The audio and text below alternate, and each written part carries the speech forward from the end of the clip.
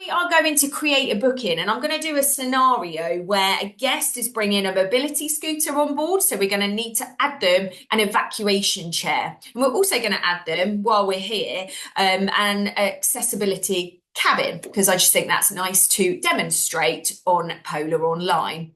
So we always have said, when you go to make a new booking on Polar Online, always ask our customers, our guests, have you travelled with P&O Cruises before? And that's just so we make sure all of their bookings are in one place for their unique reference number. And if they're due for any, credits, or we've got notes on their bookings, we can make sure they're all tied in together. So I'm just going to type in my telephone number here, and I'm going to pull through past passenger details. It also actually helps you with passenger immigration a bit further along the line. Now, please don't worry. There shouldn't be normally this amount of people attached to a profile, but I do lots of demonstrations. So I'm going to attach passenger 1 and passenger 2, and I'm going to select them there. And you can see the member number has pulled through. I'm going to search for a cruise. I'm going to go from Southampton. So I'm going to do LON with no air. Of course, we know home city only changes if you want to fly. So do check out our flights page on Shine Rewards Club if you need information about any of our flying options. But we'll go from Southampton, and I'm going to choose 19th of September 2025. A bit like one I found earlier, but I did find a sailing earlier, which has got some availability to show you. And I'm going to go on my favourite ship, which of course many of you know if you've come to my training before, is Britannia. Now we are going to get to this stage. So we've chosen the 19th of September. And for any of you that are new to Polar Online, if I'm going through this demonstration a bit quick and I'm not explaining some of the other codes that you're seeing, we do have a recorded webinar all about how to make a booking in more depth than I would probably show you now on Shine Rewards Club. But this is very much about how to add that accessibility and those resources for that. So we've got 2 passengers, 19th of September on Britannia, and I'm going to go to the package list on this screen, which is very, very important.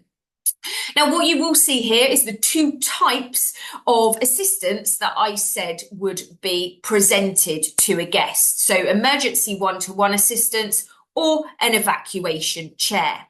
You can see that their status is set to available, and I'm able to tick the button here to say that I would like that assistance. If you see that on Polar Online, then both about assistance are available. This means you can book for one-to-one assistance and an evacuation chair. If this status changes at all to closed, or you're unable to tick the button to add this on, then unfortunately that does mean that the assistance is not available on this sailing, and you would need to find another cruise where you are able to add the assistance on. So as long as it shows as available and you can add the button here, then we know that you can add it on. Now, for demonstration purposes, I'm going to add on an evacuation chair because I'm going to assume passenger 1 is travelling in a mobility scooter. And what I'm going to do is I'm going to untick passenger 2 there, and I'm going to click submit. Can I just add something at this point? You add away. What we do quite often find is that people accidentally add the assistance for both passengers if it's more than one passenger. Right. So that actually takes an evacuation chair away from somebody else that may need it. But also what it means is that guest gets constantly chased for completion of their onboard needs questionnaire. So it's really important that you only submit the assistance for the guest that requires it. Fabulous. And likewise, so we've added passenger 1, who's going to be in a mobility scooter with our emergency evacuation chair here. If their companion, passenger 2, is not in a mobility scooter, but perhaps suffers with that heightened anxiety that we said and maybe would need someone to guide and steady them on the stairs, we can go back into that package list and we can add the assistance for passenger 2. It's as easy as that. So I've unticked passenger 1, I've put it as passenger 2, and I'm submitting. And we know both guests are going to go and have the most fabulous holiday on board in the most safest possible way. And you can see in this package and transfer screen here, both lots of assistance have been added, passenger 1 and passenger 2. It's as easy as that. So we'll get to submit, and of course we always do say make sure you go into Fare Comparisons to pick up the best offer that you can. I always like the select price with onboard spending money because of course you can spin to win. You get your points for your select price booking, but I love that onboard spending money and choosing my cabin. Now, one thing to note is I have already checked which grade has mobility or adapted cabins, accessible cabins for our guests here.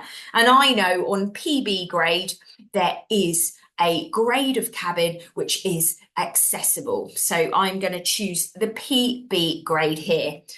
The number after that just indicates that technically 4 people could be in that cabin if you are new to Polar Online. Now, we will choose our cabin, and then I will talk to you about the difference if you were to book on an early saver.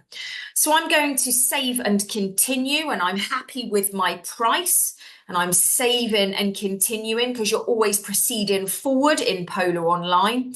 You're, of course, reading out your notices to your customers, and you will be prompted at this stage if you haven't added on that assistance to go back and do it. So if you don't do it in that first instance and you get to this important notice, please do remember to go back and add on the one-to-one assistance or the evacuation chair, because it is really important to note that once a booking has been made, you're unable to add this assistance on Polar Online. You would need to contact our partnership help desk.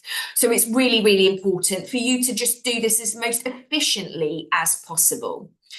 So I'm going to read the notice because we've done our job, tick. We've added on our assistance and we are continuing through those notices. Now, this is where you get to your cabin selection. And of course, I said passenger 1 is in a mobility scooter. So I'm going to choose that I want a fully accessible cabin. And then it refines my search for me. So you can see it's a wheelchair adapted cabin. I'm going to choose D320 for purposes of demonstration. But what I was just pointing out was if you are booking on an early saver, which of course is where you can't choose your cabin or you can't choose your dining time, you don't get the onboard spending money, car parking or coach transfer. What would happen is you need to get through to this stage to check that those accessible cabins are available. You'd go back to Fare Comparison, make your booking on early saver, and then you will need to call our partnership help desk as soon as you've made the booking, who will allocate the accessible cabin. Does that make sense? I hope that does. But for select price, because we know for you guys, that's the best possible outcome for you to spin on that wheel. So I'm going to save and continue. And we get through to the last stage of our booking. And of course, where we've pulled through the past passenger details, it makes this stage very nice and easy. I'm going to say do not upgrade because I have chosen my cabin. I've chosen that accessible cabin. And then of course you can amend your booking however you like. So whether you'd like first or second seating or any time. And do you want a twin or a queen bed, for example? So I'm going to book now. And I will take note of the booking reference because I do get told quite often I have lots of bookings made and I cannot be holding that resource. So you can see there my booking reference has come up into that left-hand screen. You always then do get prompted by Polar Online to make sure that we have your passengers, or our passengers, your customers' address, telephone number, and email address. It is so very important for every single booking to be compliant that we have that information. So we have got the passenger immigration button here.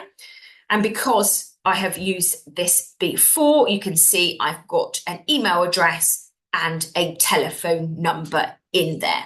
But please do make sure all passenger immigration detail is in there. We don't need the passport information or anything like that, because your customer can add that on through My P&O Cruises, and Angie will talk you through that in a second.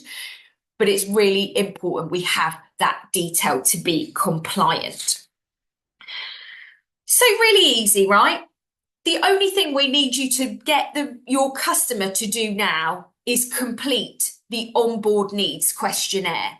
Now, this needs to be done as soon as the booking is made, but it cannot be done later than 2 weeks prior to sailing. For you lovely travel agents, to ensure you've done everything you can to prompt your customer to do that, you can add a special request on.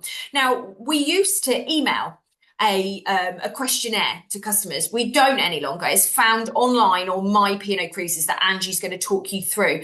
But you can request a link that gets emailed to that customer. So all you need to do is go to special requests here, and we're going to go to medical request, and I'm going to press submit. And what you will see down the bottom here is request your onboard needs. You click the radio button, you save and continue, and then you'll need to put it in for passenger 1 and save. And what you'll see is record has been added, but we know in our booking instance, we added an evacuation chair and one-to-one assistance for the 2 different passengers. So I'm also going to request a link to be set to passenger 2 as well. It's as easy as that. And then you have done everything you can to ensure that your customers, in the unlikely event of an emergency, are safe.